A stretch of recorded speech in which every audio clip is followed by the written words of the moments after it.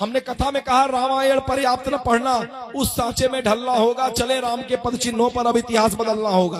वो माता जी घर गई, बुढ़ऊ से बोली कि रामायण फेंकना, हम गायत्री परिवार की कथा सुन के आली, कहल गल रामायण मत पढ़ना। अब आई लाठी उठी लेके आए, बोले कहो यह तू लोग बतावेला। हम माता जी से कहे माता जी जो कथवा के साथ आपको कोनो कथा चलत रहा, कहा बोले हाँ पड़ोसिन के सास बहू के कुछ बात मिलल वो चलत रहा, आपको चलत रहा। हम लोगों ने कहा था रामायण पर्याप्त न पढ़ना, अब वो सुनने में चूक गई, पर्याप्त गायब हो गया, तो क्या बचा, रामायण मत पढ़ना। अर्थ का अनर्थ हो जाता है, जरा सा चूके तो अर्थ का अनर्थ लेकर चले जाएंगे, और ये कहानी आपकी पूरी दृष्टि खोल देगी। ये पूर्ण है, पूरे गृहस्थ आश्रम के लिए एक ही कहानी पर्याप्त है। दूसरा महाभारत का युद्ध चल रहा है,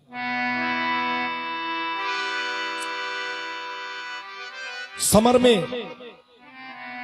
एक उदाहरण जो आप तक कभी नहीं पहुंचा, प्रज्ञा पुराण का ये विशिष्ट उदाहरण आप तक रखते हैं। एक तरफ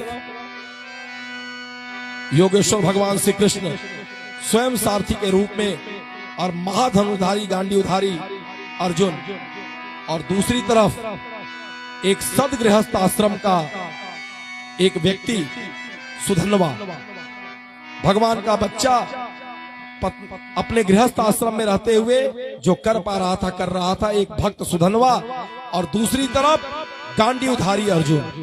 भीषण संग्राम चल रहा है, भीषण संग्राम। सूर्यास्त का समय नजदीक आ गया, दोनों में से कोई भी पीछे हटने को तैयार नहीं। संग्राम महासमर चरम पर पहुंचा। अंत में यह निर्णय हुआ कि 3 तीर चलाए जाएंगे, और 3 तीर में जिसकी पराजय हो जाएगी उसको अपना पराजय स्वीकार कर लेना। नहीं मिलने वाला दोबारा ये उदाहरण, बहुत ध्यान से कॉपी कलम होगा, नोट कर लीजिएगा जहां जहां सूत्र आएगा। पहली तीर चलने की बारी आती है,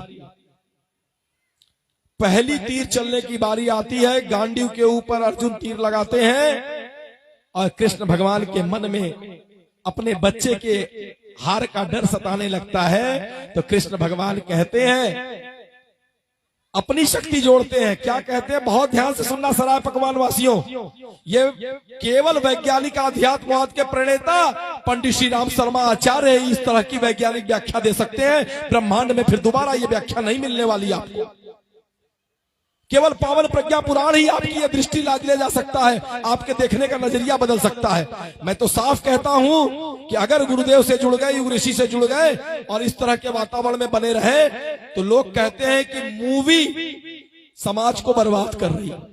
मूवी नहीं, देखने की दृष्टि बर्बाद कर रही है। उसी मूवी से अगर निकालना आ गया तो आप सैकड़ों अच्छे सूत्र निकालते चले जाएंगे, और नहीं निकालना आया, गंदगी देखने की आदत रही, तो मंदिर में भी बैठे आपकी आंखों में वासना सवार होगी तो गलत देख सकते हैं।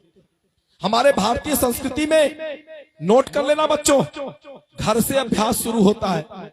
भैया ने आपको सुबह एक कर्मकांड कराया होगा, उस कर्मकांड में दोनों आंखों को स्पर्श कराया होगा, न्यास में। क्यों कराया? न्यास का अर्थ है धारण करना। आप घर में पूजा करते हैं, कल शिवाजी का उदाहरण था, सरस्वती मैया का चित्र, दुर्गा जी का, लक्ष्मी जी का, गायत्री माँ का चित्र देखते हैं। ये बताइए, किसी भी देवी का चित्र किसी बुजुर्ग महिला के रूप में 90 साल की झुर्री लटकी किसी दादी जी के रूप में दिखता है, या 18, 20, 22 साल की सुंदर युवती के रूप में दिखाई देता है, विश्व सुंदरी के रूप में दिखाई देता है? कैसा दिखाई देता है? कैसा दिखता है? बुढ़े की तरह लटका हुआ है कि एकदम यौवन अवस्था? क्यों दिखाई देता है मेरे युवा भाइयों? केवल इसलिए कि उस सुंदरतम दृश्य को देखकर जो पवित्र भावना आपके मन में पैदा हो रही है, अगर वही पवित्र भावना राह चलते उनकी साक्षात मूर्ति को देख करके भी पैदा होने लगे, तब समझिएगा कि आप पहली सीढ़ी चढ़ना शुरू कर पाए। राम और कृष्ण को देख करके जो पवित्रता मन में पैदा होती है, वही पवित्रता राह चलते किसी को देख करके पैदा होने लगे, तब समझना कि आध्यात्म की सीढ़ी चढ़ना हमने शुरू कर दिया। तो मैं बात कर रहा था आपसे कि सूत्र मिलने वाला है, और पहला ही सूत्र क्या मिलता है कि ज्यों अर्जुन अपने गांडीव पर पहला तीर चढ़ाते हैं, उसी समय भगवान श्री कृष्ण अपनी शक्ति जोड़ते हैं। और क्या कहते हैं सुनिएगा, है मोहनसराय वासियों, सुन के भी समझ में आ जाए तो बता दीजिएगा।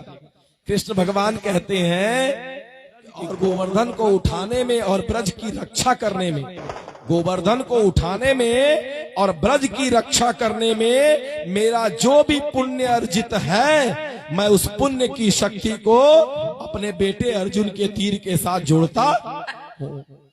क्या बोले हम, क्या कहा अर्जुन ने, फिर सुनिए। गोवर्धन उठाने में, ब्रज की रक्षा करने में मेरा जो अर्जित पुण्य है उसकी शक्ति मैं अपने बेटे अर्जुन के साथ जोड़ता, अर्जुन के साथ जोड़ता हूं। समझ में आ गया? नहीं समझ में आया? आप कहेंगे क्या नहीं समझ में आया? जो बोले वो समझ में आ गया, कहिए सुना दे। अरे यही तो समझदारों की नासमझी है, यही तो कथा सुनना नहीं सीख पाए। कितने नासमझ हैं हम कि हमारे भगवान को भी अपने कर्म का फल जोड़ना पड़ा, कुछ नहीं था उनके पास। इन्हीं का पौने कि हम कृष्ण है, हम कृष्ण है, अब कहत है कि वो जीत जाए। अगर ऐसा कह देते तो सृष्टि का पूरा व्यवस्था बदल जाती, बिगड़ जाती। नहीं कहा कृष्ण भगवान ने।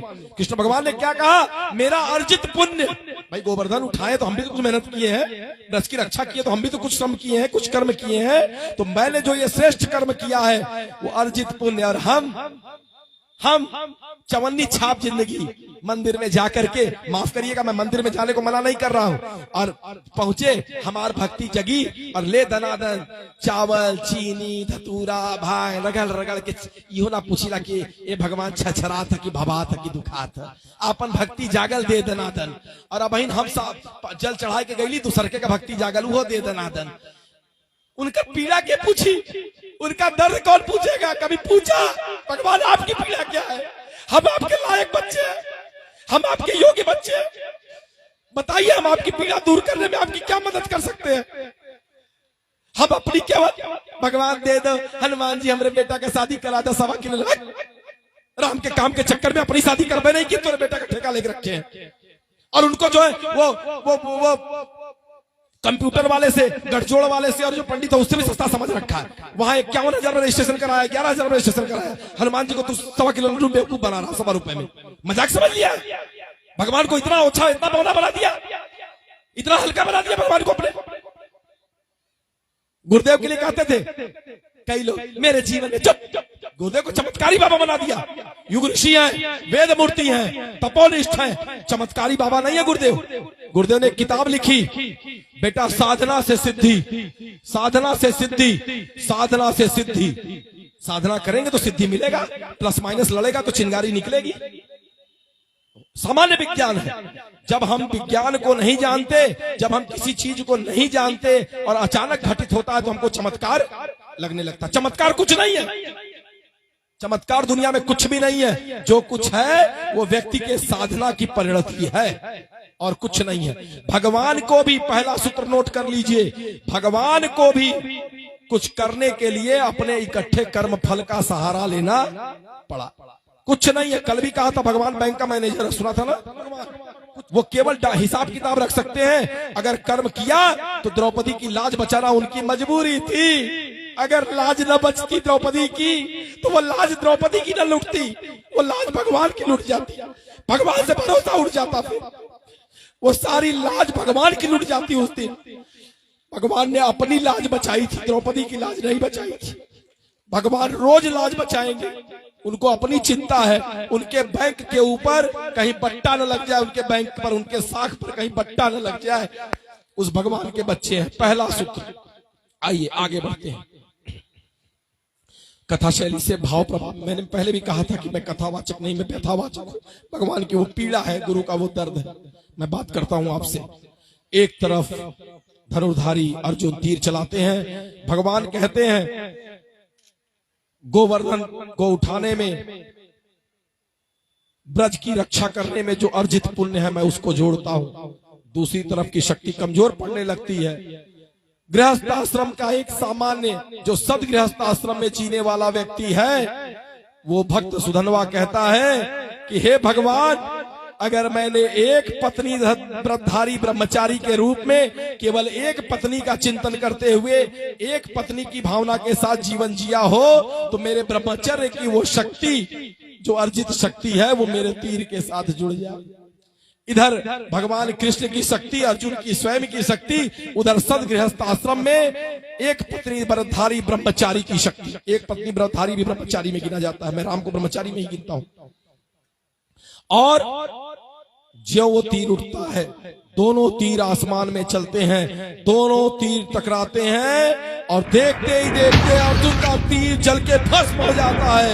बोले भक्त सुदनवा महाराज की, बोले गृहस्थ आश्रम की। सदगृहस्थ आश्रम विजयी होता है। भगवान की शक्ति की बौनी पड़ जाती है उस सदगृहस्थ के आगे, इतनी ताकत। अब उठता है दूसरा तीर। भगवान को फिर थोड़ी सी घबराहट होती है, मेरा बेटा कहीं फिर न हार जाए, मेरा सखा फिर न हार जाए। भगवान शक्ति जोड़ते हैं कि ग्रज को ग्राह से बचाने में और द्रौपदी की लाज बचाने में, ये दो काम किए थे ना। ग्रज को ग्राह से बचाने में और द्रौपदी की लाज बचाने में मेरी जो शक्ति अर्जित है, वो अर्जुन के तीर के साथ मैं उस पुण्य को जोड़ता हूं। दूसरी तरफ सदगृहस्थ आश्रम का पालन करते हुए सुधनवा अपनी तीर की शक्ति को कमजोर पाते हुए पुनः अपनी शक्ति को जोड़ते हैं और कहते हैं कि अगर मैंने नीति पूर्वक उपार्जन करके त्याग पूर्वक जीवन जिया हो, अगर एक एक पाई आना मैंने जीवन में शुद्धता के साथ कमाया हो और खर्च किया हो, तो मेरी वो सारी की सारी पुण्य, वो सारी की सारी शक्ति मेरे इस तीर के साथ जुड़ जाए। एक गृहस्थ के पास यही तो है। और फिर दोनों ओर से तीर चलता है, दोनों तीर टकराता है और देखते ही देखते अर्जुन का तीर चल के। बोले भक्त सुदनवा महाराज की। अब मामला तीसरे तीर पर आता है। भगवान कृष्ण अब अपनी पूरी शक्ति झोंक देते हैं, पूरी शक्ति झोंक देते हैं भगवान कृष्ण। और भगवान कृष्ण कहते हैं कि अगर मैंने बार बार इस धरा की रक्षा के लिए जो अवतार लिया है, उस मेरे बार बार अवतरित होने का जो पुण्य है, मैं अपने जीवन का सारा अवतरित होने का पुण्य, सारी शक्ति मैं इस तीर के साथ जोड़ता हूं। उधर सदगृहस्थ कहते हैं भक्त सुधनवा कि अगर मैंने सदगृहस्थ आश्रम में भगवान के द्वारा निर्धारित एक एक अनुशासन का ठीक से पालन किया है, अगर नीति पूर्वक उपार्जन करके और समाज में लोक कल्याण के साथ अपने समय को, अंश को, धन को लगाया है, अगर मैंने सदगृहस्थ आश्रम की एक भी मर्यादा नहीं तोड़ी है, मनसा वाचा कर्मणा, अगर भगवान के विधान के अनुरूप मैंने जीवन जिया है, तो मेरे सदगृहस्थ का अर्जित सारा पुण्य मैं इस तीर के साथ जोड़ता हूं। और फिर दोनों तीर टकराता है, जल के अर्जुन का तीर भस्म हो जाता है। बोले सदगृहस्थ सुधनवा महाराज की। इस प्रकार तीनों तीर में सदगृहस्थ की विजय होती है और कृष्ण भगवान रथ से उजरते हैं और सुधनवा की पीठ थपथपाते हुए कहते हैं, धन्यो गृहस्थ आश्रम, गृहस्थ आश्रम से बड़ा कोई नहीं है। तुमने सिद्ध कर दिया कि गृहस्थ आश्रम की ताकत से बढ़कर इस ब्रह्मांड में कोई दूसरी ताकत